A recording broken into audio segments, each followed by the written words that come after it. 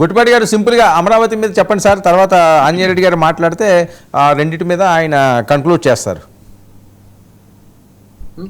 మాట్లాడమండి sir. అంటే లేదు ఆయన కనెక్ట్ అవ్వలేదండి, ఆయన ఏదో ఇష్యూ ఉన్నట్టున్నది, మీరు మాట్లాడండి. అమరావతి మీద వైసీపీ పోరాటం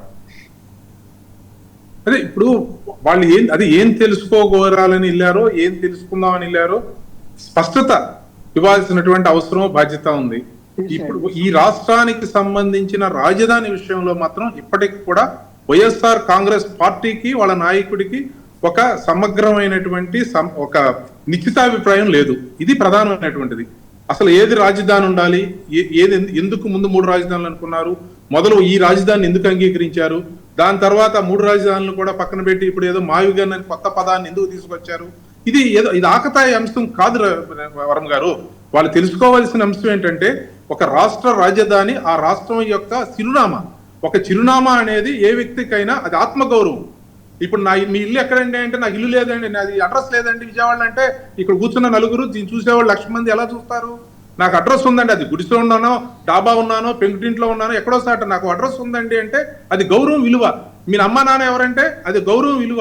నాకెవరో తెలవదండి నేనంటే నేనేమంటున్నానంటే ఈ రాష్ట్రాన్ని అనాథని చేసేటువంటి ఒకే ఒక అవకాశం దేని ద్వారా వస్తుంది? ఏకాకిం చేసే అవకాశం దేని ద్వారా వస్తుంది? నీ రాష్ట్రానికి రాజధాని ఏదంటే చెప్పుకోలేని పరిస్థితుల్లో ఇవాళ పిల్లలు ఉంటే నేను అనేది అదే సార్, ఇవాళ కూడా స్పష్టత లేదు. రాజధాని అభివృద్ధికి సంబంధించి లేదా రాజధానిలో ఖర్చు పెట్టే నిధులకు సంబంధించి ఇతర అంశాలకు సంబంధించి మీ అభిప్రాయాలు వ్యక్తీకరించండి. ఒక ప్రతిపక్ష పార్టీగా కావచ్చు, ఒక రాజకీయ పార్టీగా, లేదా వ్యక్తులకి కూడా అవకాశం ఉంటుంది, ప్రజాస్వామ్యం అది. కానీ స్పష్టమైన మీరు ఒక అధికారాన్ని చేసి ప్రధాన ప్రతిపక్షంగా ఉండి ఈరోజు ప్రధాన రాజకీయ పార్టీగా ఈ రాష్ట్రంలో ఉన్నప్పుడు ఈ బాధ్యత ఏది? ఆ బాధ్యత లేనితనం ఏంటి? మీరు ఏ అంశం మీద వెళ్ళారు? ఏ అంశాన్ని చర్చిస్తారు? ఏ అంశం గురించి మీరు మాట్లాడదాం అనుకున్నారు? మీ పొట్టాలకి చెప్పాలండి. ఏదో అక్కడేదో అన్యాయం. ఇప్పుడు నేను మీ స్టూడియోకి వస్తాను సార్, ఎందుకు వచ్చావా అంటే మొత్తం చూడాలండి ఇక్కడ ఏదో జరుగుతుందండి అంటే ఏంటది? అంటే what is the meaning in that? అది ఏంటి? అది కూడా గౌరవమే కదా. ఇప్పుడు నేను వచ్చేస్తే నేను మీ స్నేహితునే కదా, ఎత్తుకోండి సార్, ఏం లేదు సార్ అని అనరు కదా, అది అవమానం కదా. ఆ రాజధాని ప్రాంతంలో ఏం చూద్దామని వెళ్తున్నారు మీరు? అక్కడ రాజధాని రైతులకి అవమానించిన వాళ్ళు అవమానించారు, మళ్ళీ ఇవాళ ఏం అనుమానంతో వెళ్తున్నారు? ఎందుకు అవమానించడానికి వెళ్తున్నారు? ఇది కదా అక్కడ చర్చించాల్సిన అంశం. ఇవ్వండి. రాజధానికి వెళ్ళి వైసీపీ నాయకత్వం మొత్తం అవమానాలు పాలైంది, ప్రజల చేత చీకొట్టించుకున్నారు, ప్రజల చేత. నేనేమిటంటే ఒక రాజకీయ నాయకులుగా మనం 5 సంవత్సరాలు ఉన్నప్పుడు మనం ఏమి స్టాండ్ తీసుకున్నాము, ఆ స్టాండ్ వల్ల రాజధాని రైతులు ఏమి ఇబ్బంది పడ్డారు, ఈ రోజు మనం వాళ్ళ దగ్గరికి ఏ ముఖం పెట్టి వెళ్ళగలము, దేనికోసం వెళుతున్నాము అనే వాళ్ళకి ఆ పరిజ్ఞానం లేకుంటే నిజంగా కూడా చాలా ఆశ్చర్యకరము. మీరు ఇప్పటికీ మీ స్టాండ్ ఏమిటో చెప్పరు. ఒక సజ్జల రామకృష్ణారెడ్డి గారు మేము అమరావతికి కట్టుబడి ఉన్నామంటారు, కొత్తగా మావిగన్ తీసుకొచ్చారు, అంతకుముందు 3 రాజధానులు అన్నారు. మీరు 3 రాజధానుల మావిగన్నా అమరావతికి కట్టుబడి ఉన్నారా? అమరావతికి కట్టుబడి ఉంటే మీరు 19 నుంచి 24 వరకు ఎందుకు ధ్వంసం చేశారు అమరావతిని ఎందుకు అంత దుర్మార్గంగా మాట్లాడారు అమరావతి మీద? ఈరోజు అమరావతిలో పెద్ద ఎత్తున అభివృద్ధి జరుగుతుంటే ఇప్పటికి కూడా ఏం చెప్తారు? బొత్స సత్యనారాయణ గారు ఏమంటారు? అక్కడికి వెళ్తే నాకు ఒక శ్మశానంగా కనిపిస్తుంది అంటారు. అని ఒక రాష్ట్ర సీనియర్ నాయకుడు అమరావతిలో అంత పెద్ద అభివృద్ధి జరుగుతుంది, రోడ్ల నిర్మాణం జరుగుతున్నాయి, భవనాల నిర్మాణం జరుగుతుంది, రకరకాల శాఖల నిర్మాణాలు జరుగుతున్నాయి, అవన్నీ పబ్లిక్ డొమైన్ లో ఉన్నాయి, అందరికి తెలుస్తుంది. ఆ సీనియర్ నాయకుడు వెళ్ళి నేను అటు పోతూ ఉంటే నేను శ్మశానం మీదుగా పోయినట్టుంది నాకు అంటే దేనికోసం వాళ్ళు అమరావతికి వెళ్ళారు? రైతులకు మద్దతుగా వెళ్ళారా? ఎవరు రైతులు పిలిచారో వాళ్ళని? రైతులకు ఎందుకు మద్దతుగా ఉన్నారు? రైతులకి ఈ రోజు న్యాయం చేయడం కోసం కూటమి ప్రభుత్వం చాలా స్పష్టంగా పనిచేస్తుంది. రైతులకి అమరావతిని ఇంకా ఒక అద్భుతమైన రాజధానిగా తయారు చేయడం కోసం వాళ్ళు చెప్పేది మీరు చేసే కాదు. ఆంజనేయుడు గారు ఆంజనేయుడు గారు ఒక్క విషయం, చాలా పనులు ఉన్నాయి ప్రభుత్వం మీద. ఆంజనేయుడు గారు సార్ వినాలి. ఆంజనేయుడు గారు మీరు చాలా విధ్వంసాలు చేస్తున్నారట, రైతులకు అన్యాయం చేస్తున్నారట, అందుకని వాళ్ళు కన్నీళ్లు తొడవడానికి వెళ్ళామంటున్నారు. ఒక్క ఉదాహరణ చెప్తాను వర్మ గారు. ఒక రైతు జగన్మోహన్ రెడ్డి గారితో కలిసి కొంతమంది రైతులు, అందులో ఒక రైతు ఏం మాట్లాడాడంటే, నా పొలాన్ని దౌర్జన్యంగా తీసుకోవడానికి ప్రయత్నం చేస్తున్నారు, ఇంత దుర్మార్గంగా చేస్తున్నారు అన్న ఆయన తెల్లవారే ఆయన పొలాన్ని రాజధానికి ఇచ్చారు. మీకు తెలుసు కదా, మనం చూసాం కదా. ఆయన తెల్లవారే ఆంజనేయుడు గారు ఆయన కనెక్ట్ అయ్యారు, మళ్ళీ ఆయన ఏమైనా మిస్ అవుతుందేమో. జూపుడు గారు రెస్పాండ్ అవ్వండి, మాట్లాడండి. అంటే నాకు డిస్కనెక్ట్ అవుతుంది. సరే సార్, మీరు మాట్లాడండి, వాయిస్ వస్తుంది, మీరు మాట్లాడండి. మీ వాయిస్ వస్తుంది, మాట్లాడండి సార్. వాయిస్ వస్తుంది, మాట్లాడియండి. హలో, మాట్లాడండి సార్, వాయిస్ వస్తుంది సార్, వినిపిస్తుంది, మాట్లాడండి. మీ దగ్గర సార్ మీరు మాట్లాడండి సార్, వినిపిస్తుంది, మాట్లాడండి. అంటే నాకు మీరు కనపట్లేదు, అందుకోసం నేను కనిపించిన అవసరం లేదు, మీ వాయిస్ వినిపిస్తున్నది నాకు, మాట్లాడండి. సబ్జెక్ట్ మారిందా సబ్జెక్ట్? సరే, అదే సబ్జెక్టు. దాని తర్వాత రాజధాని మీరు ఎందుకు వెళ్ళారో చెప్పండి, అమరావతి ప్రాంతానికి ఎందుకు వెళ్ళారో చెప్పండి. చెప్పిన తర్వాత మీరు రెస్పాండ్ అయితే నేను మాట్లాడతా. సార్ మాట్లాడండి. సాయి కృష్ణ మాట్లాడిన తర్వాత అమరావతి ఎందుకు వెళ్ళారో చెప్పండి. ఫోన్ తీసుకోండి అయింది. హలో సార్ మాట్లాడండి సార్, వినిపిస్తుంది. అంటే ఆయనకి ఏదో వాయిస్ కరెక్ట్ గా ఉన్నట్లేదులేండి అక్కడ. ఫోన్ తీసుకోండి, టీసీఆర్ ఫోన్ కనెక్ట్ చేయండి, కనెక్ట్ చేసి ఇచ్చేయండి. సార్ ఆంజనేయుడు గారు. జూపుడు గారు, మేము మాట్లాడేది వినిపిస్తుంది. మీరు స్టూడియో నుంచి ఆయనకి కనెక్ట్ కాకపోవచ్చు, కానీ మేము బయట ఉన్నాం కదా, అందరం మేము కనెక్ట్ అవుతాం. వినిపిస్తుంది మేము చెప్పింది ఆయనకి. జూపుడు గారు వినిపిస్తుంది, మీరు మాట్లాడండి. సార్ ఏంటి, ఎలా చూడాలి? రాజధాని అంశం అన్నది మళ్ళీ ఒక ప్రశాంతంగా ముందుకు సాగే పరిస్థితి కనిపించట్లేదా? మళ్ళీ ఒక ఆందోళన, ఆవేదన కనిపిస్తున్నదా రైతుల్లో, లేదా ఆ ప్రాంత వాసుల్లో? రాజధాని ప్రశాంతంగానే జరుగుతుందండి. డెవలప్మెంటల్ వర్క్స్ అన్ని దేర్ ఆన్ ట్రాక్. ఇంకొద్దిగా స్పీడప్ చేయాలని, ఇంకొద్దిగా ప్రోగ్రెస్ సాధించాలని 29 నాటికి మనం రాజధానికి ఒక షేపు, ఒక ప్రాక్టికల్ యూజబిలిటీని తీసుకురావాలని, యూటిలిటీని తీసుకురావాలని ప్రభుత్వం ప్రయత్నం చేస్తుంది.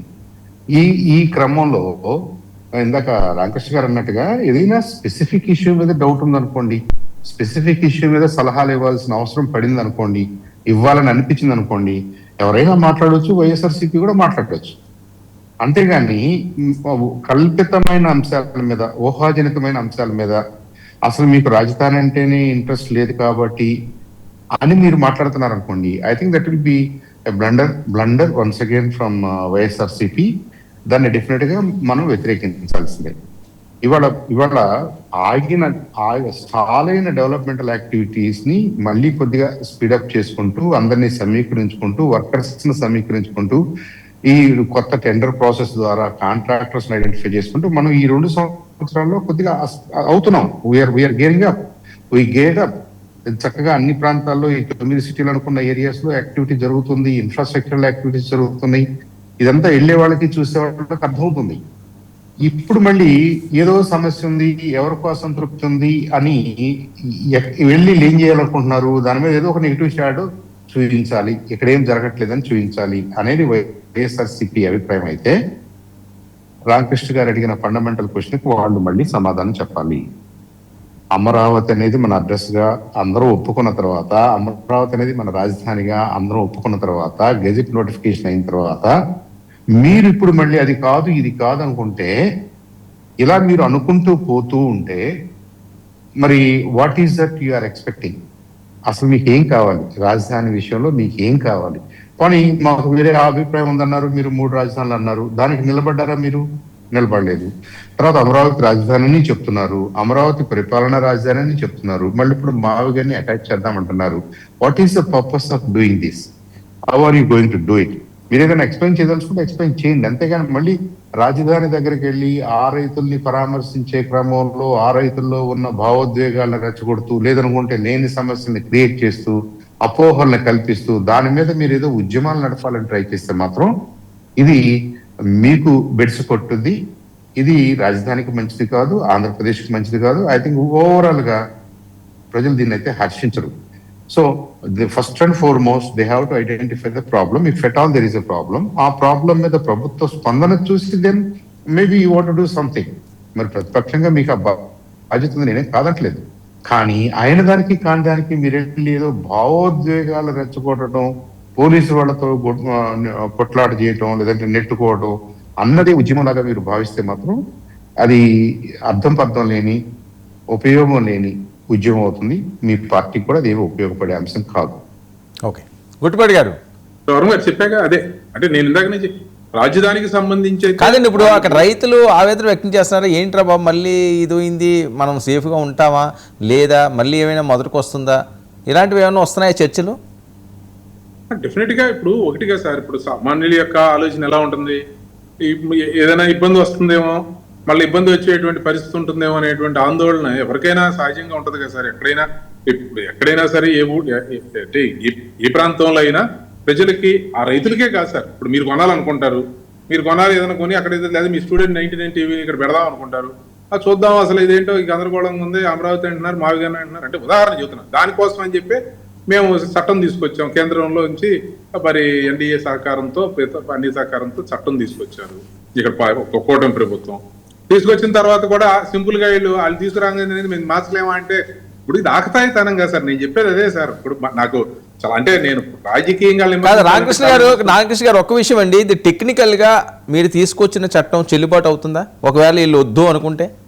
అదే నేను చెప్తుంది అదే సార్. నేను ఒక్క మాట నేను అంటది అదే. నేను రాజకీయంగా వైసీపీని విమర్శించాలని రోజుకు 100 పాయింట్లు ఉంటాయి, కానీ ఇష్యూ అది కాదు. ఇప్పుడు మేము అది ప్రథమ అసలు ఆకతాయితనంగా ఉంది రాజధాని. అది అట్లా కాదు కదా సార్. ఇప్పుడు నువ్వు నన్ను పట్టుకున్నావు, నేను కిటికీలో నుంచి దోకలేనా అంటే, ఇప్పుడు మీరు ఏదో అంటారు సార్, మంచి మీ ఫ్రెండ్ మా ఇంటికి వచ్చారు, భోజనం చేసి వెళ్ళండి సార్ అని చెప్పని ఏదో చూసుకుని కూర్చోబెడితే, నేను ఇప్పుడు బాత్రూమ్కి వెళ్ళి వస్తాను మీరు వెళ్ళిపోతానంటే ఎవరేం చేస్తారు సార్? నేను అనేది అది అసలు అది అంటే మనం ఎలా మాట్లాడుకోవాలి, ఏ అంశం మాట్లాడుకోవాలి, అక్కడ మీరు ఏం చర్చించారు. నేను మార్చలేనా అంటే అసలు మార్చలేనా అదేంటి నాకు అర్థం కాల.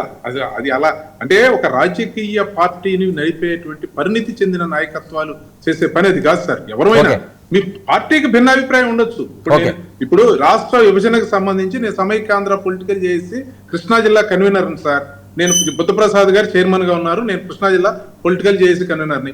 ఆ రోజు కూడా భారతీయ జనతా పార్టీ మేము ఆంధ్రాని తెలంగాణ విడిపోవాలని చెప్పని ఒక సిద్ధాంతపరమైన నిర్ణయం ఆ రోజు కట్టుబడి ఉన్నారు. అలాగే సిపిఎం పార్టీ మేము ఉమ్మడికి కట్టుబడి ఉన్నారు. ఇవాళ కూడా అది చెప్తారు.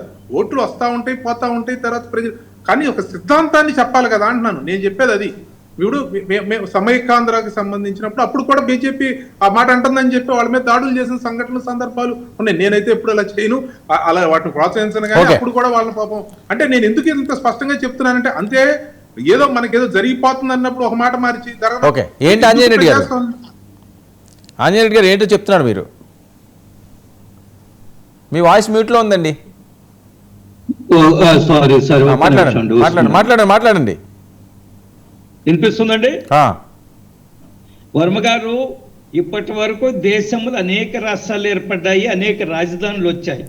కానీ ఒక రాజధాని కోసము పార్లమెంట్లో చట్టం చేసి, అన్ని రాజకీయ పార్టీల మద్దతు ఉంది, పార్లమెంట్లో చట్టం చేసి ఒక రాజధానికి చట్టబద్ధత కల్పించడం అనేది బహుశా స్వతంత్రం వచ్చిన తర్వాత ఇదే మొట్టమొదటిసారి. ఎప్పుడు కూడా ఏ రాజధాని విషయంలో పార్లమెంట్ జోక్యం చేసుకోలేదు, పార్లమెంట్ చట్టం చేయలేదు, చట్టానికి అన్ని రాజకీయ పార్టీలకు మద్దతు ఇచ్చిన చర్చ లేదు. కానీ ఈరోజు ఆంధ్రప్రదేశ్కి ఎందుకు ఆ పరిస్థితి వచ్చిందంటే, గత 5 సంవత్సరాల్లో చేసిన దుర్మార్గమైన పనుల వల్ల భవిష్యత్తులో అటువంటి అవకాశం ఎవరికీ రాకుండా ఉండడం కోసము పార్లమెంట్లో చట్టం చేశాము. పార్లమెంట్లో అన్ని రాజకీయ పార్టీలు మద్దతు ఇచ్చాయి. ఒక్క రాజకీయ పార్టీ తప్ప వైసీపీ బాయ్కాట్ చేసి వచ్చింది. అయిన తర్వాత మళ్ళీ అమరావతి కట్టుబడి ఉన్నా ఉంటారు. నేను ఒకటే ప్రశ్న వేస్తున్నాను, అమరావతిని వ్యతిరేకించి రైతుల అన్యాయంగా దుర్మార్గంగా మాట్లాడిన మీరు నిన్నటి రోజున అమరావతికి వెళ్ళవలసిన అవసరం ఏమిటి? ఏ పని మీద వెళ్ళారు? దేనికోసం వెళ్ళారు? మీరు ఆ రైతుల చేతులు అవమానాల పాలై వచ్చింది చాలా స్పష్టంగా తెలుస్తుంది కదా. ఆంజనేయ గారు ఇప్పుడు మనం ఎంత డిస్కస్ చేసుకున్నా ఫలితం లేదు, ఎందుకంటే జూపుడు గారు లేరు అవి చెప్పడానికి. Right sir, thank you so much Anjaneya గారు చేసిన పనులందుకు. థ్యాంక్ యూ అండి గొట్టుపాటి రామకృష్ణ గారు, థ్యాంక్ యూ సాంబశివరావు గారు, థ్యాంక్ యూ జూపుడు గారు.